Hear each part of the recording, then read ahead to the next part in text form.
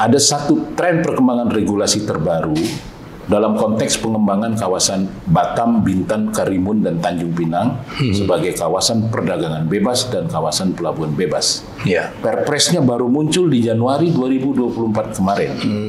Di dalam Perpres itu sudah ditentukan grand design, arah kebijakan dan strategi pembangunan pariwisata Batam seperti apa, Bintan seperti apa, Karimun seperti apa, Tanjung Pinang seperti apa.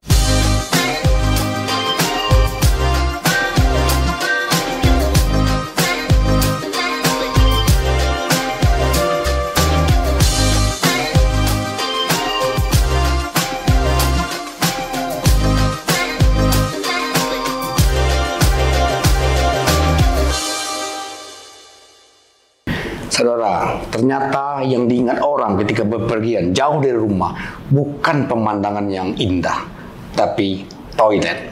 Nah, Pak Guntur, di soal pariwisata ini kan berat kaitannya dengan toilet ternyata. Gimana kira-kira untuk Kepulauan Riau ya? Ya, toilet itu bagian dari amenitas pariwisata, khususnya di prasarana atau fasilitas pariwisata. Jadi ketersediaan toilet bersih, toilet sehat, toilet yang hygiene di destinasi wisata bukan pilihan, tapi sebuah kebutuhan. Karena dia membangun citra dan reputasi destinasi, termasuk citra pariwisata itu sendiri. Makanya jangan heran kalau Kementerian Pariwisata atau pemerintah pernah melakukan lomba-lomba tentang toilet. Mulai dari desain toilet, kebersihan toilet, amenitasnya. Karena ini menjadi instrumen yang akan memberikan dampak citra positif termasuk citra negatif. Kalau kita lihat ya negara tetangga yang seperti Singapura yang sudah terkenal kebersihannya, kemudian Malaysia istilah mereka itu tandas gitu. Dan di Singapura saya pernah ingat beberapa tahun yang lalu Pak Guntur, itu ada lomba toilet terbersih. Pernah nggak Dinas Pariwisata Kepulauan Riau mengadakan hal yang sama? Nggak apa-apa kan kita meniru hal yang baik gitu? Ya. Ada teorinya ATM kan, adopsi, tiru, modifikasi. Sebetulnya lomba toilet sudah beberapa tahun ke belakang ini memang agak sepi, tapi dulu gencar sekali dilakukan oleh pemerintah. Single policy itu dari Kementerian Pariwisata diikuti oleh seluruh daerah di destinasi-destinasi pariwisatanya. Nah, dulu saya sempat mengirimkan beberapa nominasi toilet di amenitas pariwisata. Contoh ya. Salah satu toilet yang kita masukkan nominasi pada waktu itu adalah toilet yang berada di fasilitas pelabuhan. Saya nggak usah sebut pelabuhannya Kemudian toilet yang ada di theme park di Batam. Saya juga nggak usah sebut itunya. Nah, itu semangat kita untuk menjadikan toilet sebagai salah satu amenitas pariwisata. Dia ini membangun citra dan reputasi pariwisata. Kalau saya nggak salah tahun 2023-2024 ini Pak Guntur, itu Bandara Soekarno-Hatta peringkat 1 ASEAN Public Toilet Award. Nah, kenapa kita nggak coba juga melakukan misalnya lomba antar mall, toilet-toilet terbersih, sehingga ini memotivasi orang-orang untuk membuat toiletnya lebih nyaman gitu. Ya, ide ini saya sambut baik. Mudah-mudahan ke depan akan ada gagasan-gagasan inovatif, termasuk lomba kebersihan toilet, lomba keindahan toilet, bisa kita lombakan ini. Nah, kira-kira Pak Guntur sebagai Kepala Dinas Pariwisata yang untuk kedua kalinya ya, apa kira-kira rencana Pak Guntur tahun ini, gebrakan-gebrakan apa yang dilakukan untuk meningkatkan kunjungan wisatawan, tidak hanya mencapai target 3 juta itu, tapi juga menjadi role model ke depannya untuk pengembangan pariwisata di Kepulauan Riau? Ya, pertama semua gagasan, inisiatif yang kita akan lakukan itu harus masuk dalam koridor kerangka regulasi kita. Ada satu tren perkembangan regulasi terbaru dalam konteks pengembangan kawasan Batam, Bintan, Karimun, dan Tanjung Pinang sebagai kawasan perdagangan bebas dan kawasan pelabuhan bebas. Perpresnya baru muncul di Januari 2024 kemarin. Di dalam Perpres itu sudah ditentukan grand design, arah kebijakan dan strategi pembangunan pariwisata Batam seperti apa, Bintan seperti apa, Karimun seperti apa, Tanjung Pinang seperti apa. Kunci. Jadi bagaimana kebijakan, program, dan anggaran yang dilakukan oleh pemerintah dedicated untuk mengembangkan pariwisata yang berbasis keunggulan kompetitif dan keunggulan komparatif di masing-masing wilayah tadi. Kecuali yang Natuna, Anambas, Lingga, ini beda lagi. Maka kalau Soleh saya menyebut kita menggunakan double track pembangunan itu. Track pertama BBK, Batam, Bintan, Karimun, di dalamnya ada Tanjung Pinang. Track kedua NAL, Natuna, Anambas, Lingga. Kalau dalam konteks pariwisata, kebetulan Natuna, Anambas, Lingga, dia lebih tematik gitu. Contoh, Natuna hari ini arah kebijakan dan strategi pembangunan pariwisata harus didedikasikan untuk memperkuat positioningnya dan diferensiasinya sekaligus sebagai wisata geopark global. Nah, dia sudah ditetapkan sebagai geopark nasional menuju ke geopark global. Jadi di dalam geopark itu ada geotrail, ada geosite. Nah, ini lebih ke konservasi. Ini lebih ke sustainability tourism. Maka pertahankanlah identity Natuna sebagai geopark, karena itulah strategi sekaligus diferensiasi kita. Oke. Beralih ke Anambas. Siapa yang tidak mengenal Anambas sebagai destinasi yang eksotik untuk marine tourismnya? Maka ini tema pembangunan wisata Anambas lebih kita arahkan ke wisata bahari, ke wisata maritim, dan sebagainya. Dan siapa yang tidak mengenal Lingga sebagai the motherland of Malay? Maka positioning dan diferensiasi Lingga untuk pariwisatanya memang harus diperkuat untuk meneguhkan posisinya sebagai destinasi wisata sejarah dan budaya. Nah, saya membaca di berbagai literasi berita kemarin, pemerintah daerah juga sudah mulai melakukan kontribusi, apakah itu kebijakan, program, dan anggarannya untuk memperkuat posisi Lingga sebagai motherland of Malay itu. Nah, berbeda Batam, Bintan, Karimun, Tanjung Pinang. Masing-masing punya spesifikasi ya. Ya, arah baru kebijakan pariwisata Batam contohnya. Saya ambil contoh Batam. Dengan perpres yang baru ini muncul sebuah tema baru pengembangan pariwisata Batam. Apa itu? Namanya Integrated Health Tourism. Di mana? Sekupang. Oh, kawasan ekonomi khusus kesehatan. Ya, dulu tidak pernah muncul ini. Tetapi dalam konteks pengembangan kawasan Batam sebagai pelabuhan bebas perdagangan bebas, muncul kebutuhan untuk membangun sebuah kawasan wisata namanya Integrated Health Tourism. Maka saya tidak heran ketika Pak Wali Kota sekarang mempersiapkan dengan baik Taman Rusa, Taman Kolam, akan hadir juga rumah sakit berskala global sebagai strategic partner, perguruan tinggi di sana. Tujuannya apa? Sekupang itu akan menjadi ekosistem wellness center. Jadi rumah sakit sebetulnya bukan tren baru, tapi tren orang ingin sehat sekarang. Bagaimana ekosistem itu menunjang untuk wellness center. Jadi nanti jangan heran orang mau spa, pedikur, medikur larinya ke sana nanti. Nah, ini sekaligus mungkin bisa kalau ini akan berkembang menjadi sebuah daya tarik wisata baru. Paling tidak kita mencegat jangan sampai semua orang Indonesia flu sedikit lari ke seberang. Devisa harus kita tahan juga di Sekupang itu. Nah, kemudian tema pengembangan pariwisata Batam yang baru, di mana di kawasan Rempang dan Galang Baru. Muncul sebuah keinginan di dalam Perpres Rencana Induk Pengembangan Kawasan Perdagangan Bebas Pelabuhan Bebas ini akan ada theme park di kawasan Galang Baru. Akan ada kawasan Eco City. Existing hari ini akan dikembangkan juga Capri Coral atau kawasan-kawasan wisata bahari green tourism berbasis pulau-pulau. Nah, ini dinamika yang membuat the new attraction baru untuk Batam. Karimun juga begitu. Pulau Sugi, Pulau Telunas akan didorong menjadi pariwisata berkelas internasional. Tetapi existing dia punya pantai, dia punya kawasan kota tua, tetap akan dilakukan peremajaan atau regeneratif. Tanjung Pinang, identitinya menurut Perpres ini harus dijadikan pariwisata berbasis heritage dan budaya Melayu Tiongkok.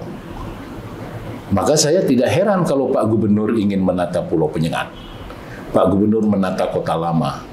Kemudian jalan menuju Patung Seribu juga sekarang akan dipoles oleh Wali Kota Tanjung Pinang. Akau Potong Lembu sebagai kawasan wisata kuliner juga menjadi ikonik sekarang. Jadi ini semua didedikasikan untuk memperkuat positioning destinasi wisata Tanjung Pinang. Bintan yang lebih keren. Dengan Perpres yang baru ini, pembangunan pariwisata di Kepulauan Riau bergeser kiblatnya. Bintan akan menjadi pengembangan wisata internasional. Tapi Batam kembali menjadi international logistic hub yang didukung oleh industri kedirgantaraan, industri digital, perdagangan, termasuk pariwisata di dalamnya. Jadi pariwisata menjadi core bisnis di bawah logistic hub. Kemana masa depan pariwisata Kepulauan Riau? Bergeser ke Bintan.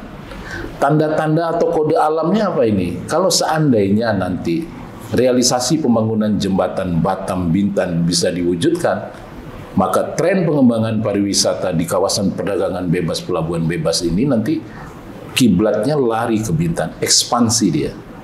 Karena lahan di sana ketersediaan cukup luas dan daya tarik wisata di sana menjadi komplementari wisata mais, wisata yang ada di Kota Batam. Ini bakal menarik. Tapi Pak Guntur, itu konsep yang menarik ya. Tapi ada kesan selama ini promosinya kurang dari Dinas Pariwisata ini karena anggarannya kecil, apa benar ya? Ya semua. Jadi gini, strategi promosi itu kan kalau ilmunya ada 4 ya. Kita menyingkatnya POSE. Ya, berbasis paid media, own media, source media, endorser. Kalau paid media pasti berbayar kan, mahal. Maka kalau pemerintah tidak lagi mengambil jalur ini, alasannya ada, budgetnya berkurang. Yang kedua, own media, owner. Kita punya website, kita punya buletin dan sebagainya. Tetapi kan kita selalu menghadapi inkonsistensi sumber daya aparatur kita yang hari ini, tahun ini memegang peran ini, tahun depan pindah ke unit mana. Jadi selalu berganti orang, berganti strategi gitu. Nah, yang satu-satunya bisa kita andalkan berbasis social media. Ini platform yang omni-channel, platform yang convergence, yang bisa sebetulnya kita berdayakan di luar sumber daya aparatur kita. Tapi dari 4 itu mana yang lebih efektif menurut social media? Social media. Karena dia tidak mengenal ruang dan waktu.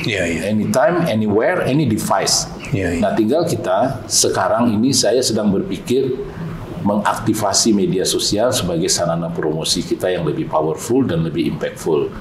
Jujur sebetulnya selain ada keterbatasan dari sisi anggaran, sumber daya manusia atau resource kita sebetulnya ada yang check out sudah dari tempat kita.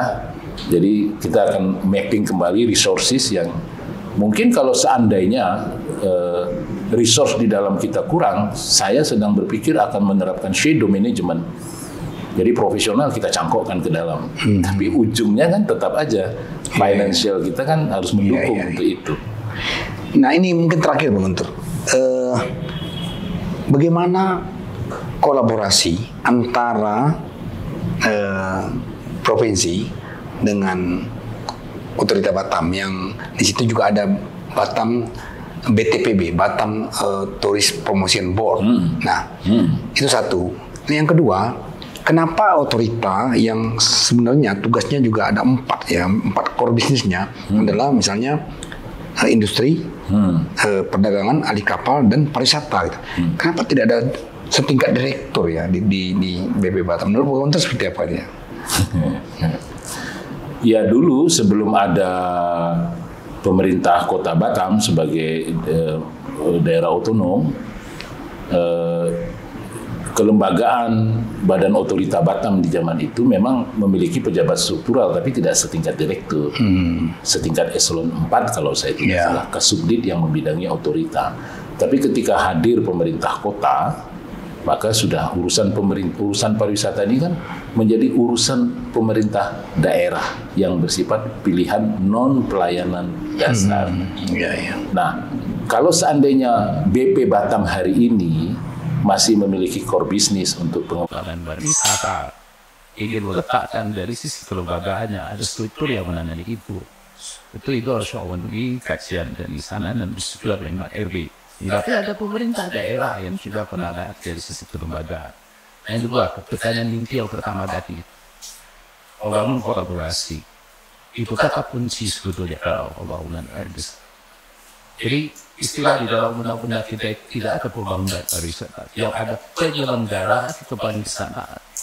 Penyelenggaraan itu dimaknai adalah bagaimana institusi yang menangani pusat kepariwisataan harus mengkolaborasi, mengorkestrasi semua kekuatan yang disebut di dalam undang-undang kita ini. Koordinasi strategis lintas sektor dalam penyelenggaraan kepariwisataan. Nah, saya bumbui lagi supaya gampang mengingatnya, mudah mensimplifikasinya. Pariwisata itu adalah hasil kerja lintas sektor, lintas aktor, lintas koridor. Dor aja semuanya. Nah itulah, jadi nyawa kita di pariwisata ini 50% tergantung oleh aktor lain, oleh sektor lain, oleh koridor lain. Makanya salah kalau saya tidak tawaf ke kabupaten kota. Saya sekarang sedang melakukan tawaf ke kabupaten kota.